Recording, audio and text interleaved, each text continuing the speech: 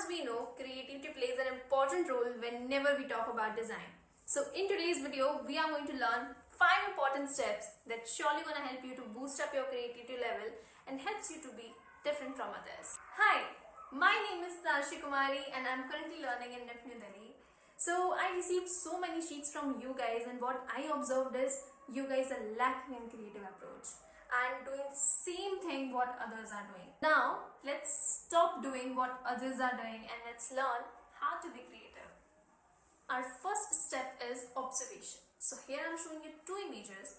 So first watch them. Okay. So as an examiner, tell me whom you would like to give more marks. I hope most of you are going to choose picture number 2. The reason is the detailings. Okay, the more you add detailings, the higher the chances to score better. Now let's learn how you could be a good observer. Okay, so first start observing your surrounding little bit closely. Like try to observe each and every element individually. Okay, and not just like that you are taking an overview of each and everything. Okay, एक होता है आप 15 minutes तक एक bottle को देख रहे हो, उसकी हर टेक्सचर, हर detailing, even lights and shadow को आप ऑब्जर्व करने की कोशिश कर रहे हो कि what is the light source and from where the light is coming and what is the shadow is forming on the surface. Okay, so you are observing each and everything, or you just see a water bottle and just you look something else, so that's not called observation. Okay, so start observing each and everything in detail, and here I'm showing you some examples like this. Here I'm showing you a part of element, just try to recognize it or try to identify it. These kind of questions are commonly asked in NIT entrance exam, and in NIT entrance exams, they are basically judging your observation skills.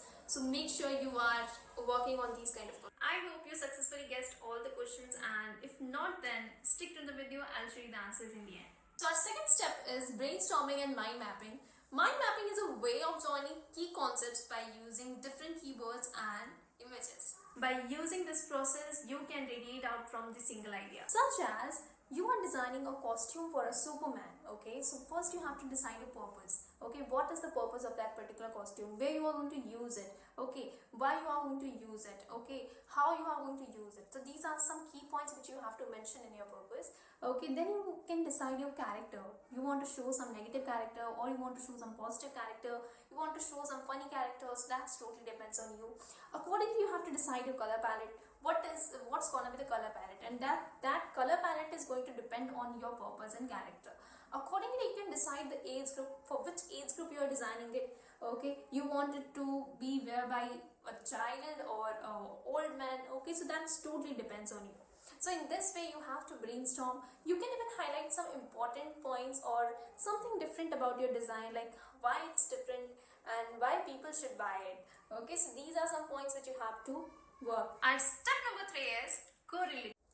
As we do the brainstorming, we get so many keywords. Now start merging them. Maybe बचपन में आपने ऐसा किया होगा कि आप stars को देखकर उसमें कोई picture या फिर कोई silhouette find करने की कोशिश करते होंगे. It can be a cow, it can be a bakri, it can be your own face. Okay, so basically we did that in the childhood. Same we have to do here also. Okay, you have to start looking for the silhouettes in simple things. Okay, आप merge करने आपको silhouettes को basic. Not just with silhouette, you have to play with shapes, size, textures, like whatever you can find in this world. You have to play with them. Here I'm showing you some examples. You can see how I merged 2 silhouettes together and created this beautiful cutlery. So you can do something like this. Step number 4 is inspiration.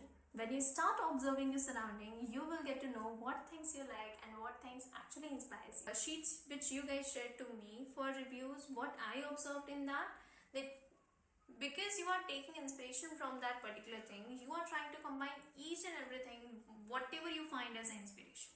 So I feel that which is not a correct way to get inspired from something. Suppose I'm giving you to design a room by getting inspired from a bird. That doesn't mean that you are using each and every element like a bird, like a realistic or you are using some paintings all over the room as an inspiration. Okay, that's not a correct way to get inspired. If I'm talking about inspiration, you guys can even get inspired from the colors of that particular bird. Okay, or you can even get inspired from the beak of that bird.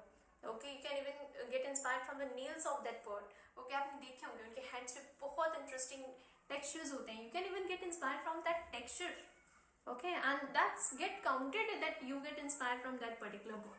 Yeah, so instead of just combining all the things in the name of inspiration, try to pick one or two elements as inspiration and try to use it in a creative way. This is the bag which I created by getting inspired from the lotus flower, in which I get inspired from the silhouette and the colors of lotus flower. How you are getting inspired, that's your own creativity, guys. Here I shared some of my ways how I get inspired. Okay, so guys, don't think that your ways are wrong to get inspired. Nothing is wrong in design.